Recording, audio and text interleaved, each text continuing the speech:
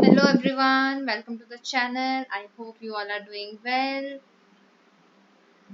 I'm also doing well. So now let us begin with our session. और आज हम देखने वाले हैं कि आईबी करिकुलम में मिडिल ईयर प्रोग्राम की क्या क्या कमांड टर्म्स है for individual and societies. This is a subject जिसमें हम पढ़ते हैं about our basically social studies के बारे में पढ़ते हैं. बस ये आईबी में है तो इसका name is a bit different. और इसमें हम लोग देखते हैं कमांड टर्म्स जो कि हम इसमें यूज करने वाले हैं. ये कमांड टर्म्स आपको बहुत हेल्प करेंगे जब आप एग्जाम अपना लिखने बैठोगे आईबी पैटर्न पर. All right, so now let us begin without any more delay. क्या क्या टर्म्स यूज होती हैं इन इंडिविजुअल एंड सोसाइटीज. तो सबसे पहला टर्म है आपके पास एनालाइज. एनालाइज से आप क्या समझते हैं कि आप जो है किसी भी चीज को ब्रेक डाउन कर रहे हो so that you can get the essential element और the structure of that particular एक्सर्व.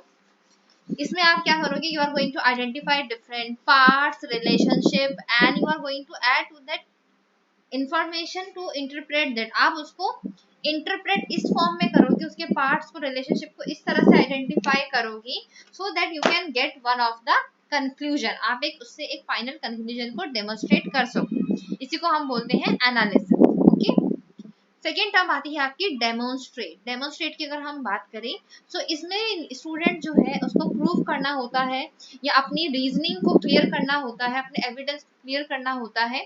ठीक है, जैसे मैथ में प्रूव करते हैं जस्ट लाइक दैट. बट इसमें आपको क्या करना है, इलस्ट्रेट करना है with the help of example या फिर उसके प्रैक्टिकल एप्लीकेशन के थ्रू. So in demonstration what we are going to do, we are simply going to prove by reasoning और by evidence and giving some example as well.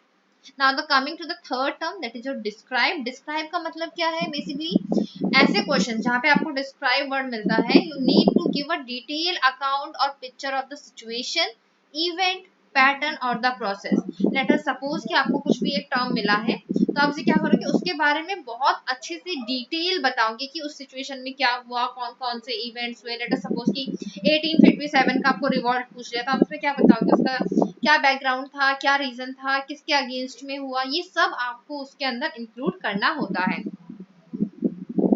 Moving on to your fourth term that is discuss. Discuss की अगर हम बात करें तो ये एक ऐसा टर्म है जिसमें यू नीड टू कंसिडर और आपको एक बैलेंस रिव्यू देना होता है in including all of the range of the argument. जो भी आप आर्ग्यूमेंट है, फैक्टर्स है, हाइपोथेसिस है, इन सबको मिला के you need to give a balance review. ऐसा नहीं कि आपका रिव्यू जो है बहुत ज्यादा पॉजिटिव डायरेक्शन में हो या बहुत ज्यादा नेगेटिव हो. It should be a balance between both of them. ऐसा नहीं आप किसी को बहुत ज्यादा क्रिटिसाइज करने लग गए या किसी को बहुत ज्यादा अप्रिशिएट करने लग गए, ऐसा नहीं होता है. डिस्कशन का मतलब होता है you need to give a balance review जिसमें आप ओपिनियंस कंक्लूजन्स जो है उसको आप अच्छे से प्रेजेंट करते हो और सपोर्ट करते हो बाय द एप्रोप्रिएट एविडेंस कि आप उसके लिए क्यों कह रहे हो कि it is a positive part और it is a negative part, why is it so. You need to give evidence as well. फिर आता है आपका fifth point that is your document.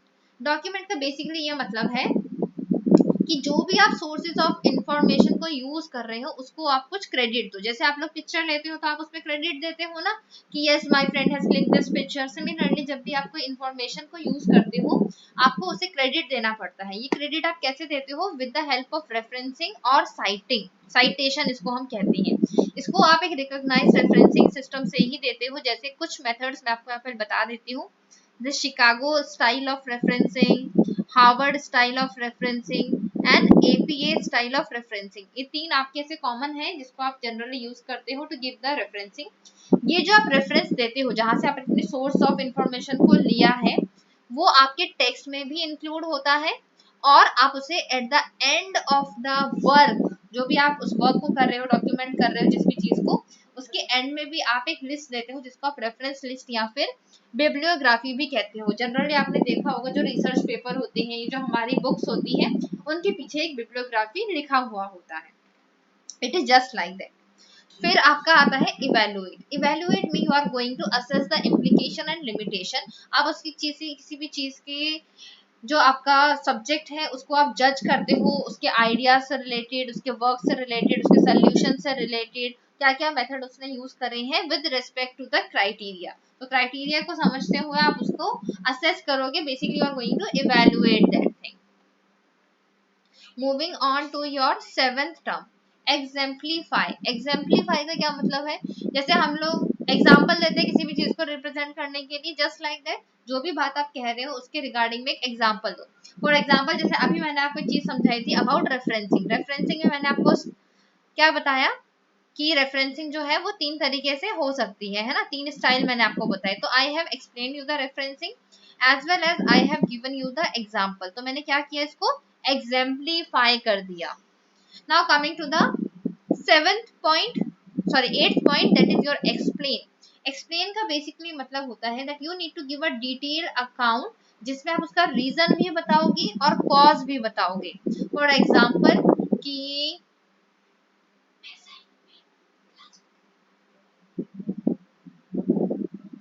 For example हम मान लेते हैं कि जो आपका 1857 का रिवॉल्ट था, फिर से वही एग्जाम्पल, इसके पीछे का कॉज क्या था, इसको आप क्या करोगे, एक डिटेल अकाउंट बनाओगे कि भाई ये रीजन था, इस वजह से ये रिवॉल्ट हुआ था।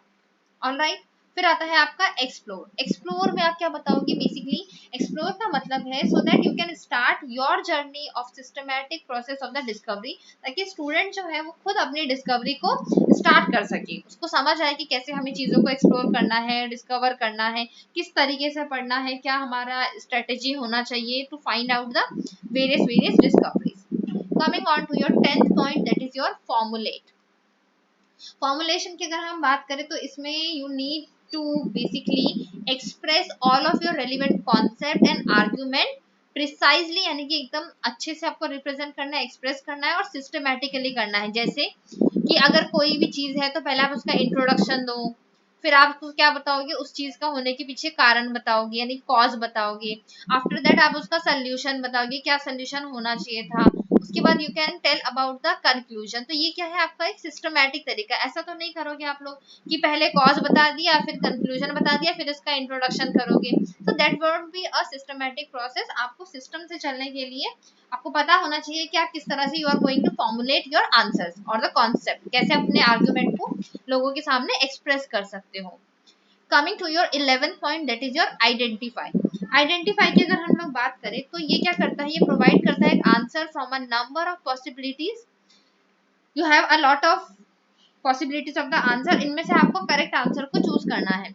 You need to recognise and state briefly a distinguishing fact, कि कोई टॉपिक है, इसका एग्जैक्ट रीजन क्या है, या एग्जैक्ट इसको कौन सा ऐसा फैक्ट है जो इसको बिल्कुल अप्रोप्रिएटली डेमोन्स्ट्रेट करता है, that is known as your identify.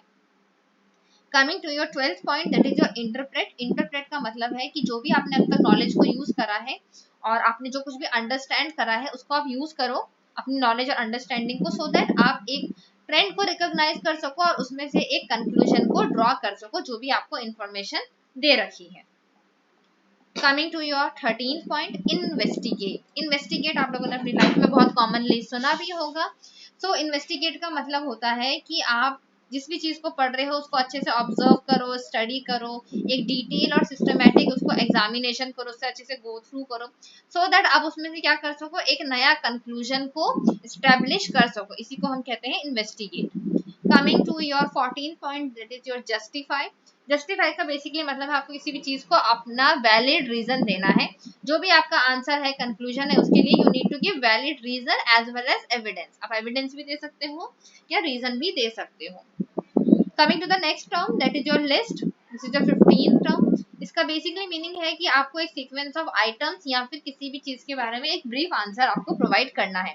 जैसे आपको क्वेश्चन आ गया कि enlist the various nationalist who play a great role in Indian freedom movement, इस तरह से। तो उसमें क्या लिखोगे, अलग अलग नेशनलिस्ट के नाम लिखोगे जिन्होंने इंडिया को आज़ादी दिलाने में मदद करी है।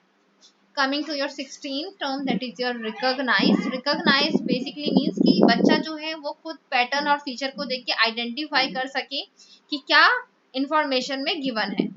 Coming to your 17th point, that is your reflect. Reflect का बेसिकली मतलब है कि आप किसी भी चीज के बारे में कितना डीपली सोच सकते हो। फॉर एग्जाम्पल आपको एक केस मिल गया है और उस केस में आपको इतना अच्छा डीपली सोचना है कि क्यों हुआ ये, इसकी जगह पे क्या हो सकता था, what all are possibilities, right, that is your thinking. तो आपको ये अपना रिफ्लेक्ट करना होता है। Coming to your 18th term that is your summarise. Summarise का मतलब है कि जो भी आपको इंफॉर्मेशन मिला है उसको आपने गो थ्रू किया। Now you have to draw और एब्स्ट्रैक्ट अ जनरल थीम और some major points from that particular object or from particular information. All right, coming to your 19th term that is synthesize। synthesize का मतलब क्या है, जो भी हमारे different different ideas है उनको हम combine कर दे to create a new understanding, इसी को हम कहते हैं synthesize करना। and finally the last term that is your 20th term, this is your use। use का मतलब है आपने अब तक जो भी knowledge को सीखा है, rules को सीखा है, इन सबको आप, इस थ्योरी को आप बेसिकली अपनी रियल लाइफ में या प्रैक्टिस में अप्लाई कर सके। इसी के साथ हमारा MYP command terms for individuals and societies is over. I hope आप सब लोगों को ये 20 टर्म्स बहुत अच्छे से समझ आया है। ये आपके एग्जाम में बहुत आपको हेल्प करेंगे, बिकॉज आपको क्वेश्चंस में ये टर्म्स देखने को मिलेंगी। उस समय पे आपको ये टर्म्स पता होना चाहिए था। जो भी आपके SOSC के एग्जाम्स हैं, जिसमें आपका Delhi board of school of secondary education चल रहा है, इसमें आपका ऐसे ही टर्म्स पूछे जाते हैं, because the whole system is based on your international baccalaureate education system curriculum, that is your IB curriculum. तो उसमें आपको डायरेक्ट क्वेश्चन नहीं पूछा जाएगा कि what is this, what is that, how is that. It will ask you like reflect on this thing. तो इसीलिए आपको ये सारी टर्म्स का मतलब पता होना चाहिए। आई होप आप सबको समझ आ गया होगा, and I hope you all like this video. So don't forget to hit the like button and show some love in the comment section. Also subscribe the channel for more upcoming videos on SOSC and DBSC board. Also to know about the IB curriculum. Thank you everyone. Bye bye. Take care. See you again in the next video.